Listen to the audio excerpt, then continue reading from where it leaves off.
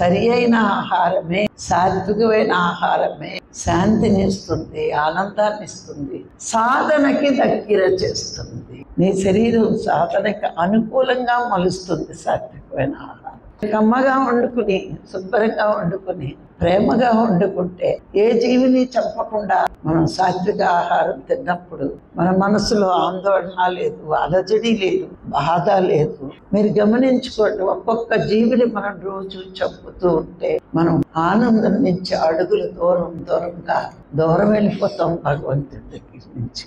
మనం ఎప్పుడైతే శాకాహారం తిని సాధన చేస్తూ ఉంటామో ఒక్కొక్క అడుగు భగవంతుడి దగ్గరికి చేరుకుంటాం. అందుకే ఫస్ట్ మనకు ఆహారం ఎందుకు చెప్తారు? సాత్విక ఆహారమే సత్యాన్ని తీర్చడానికి అసలైన మార్గము. నిన్ను సాధనలో కూర్చోబెట్టాలంటే, నువ్వు దైవానికి దగ్గర అవ్వాలంటే శాకాహారం మాత్రమే.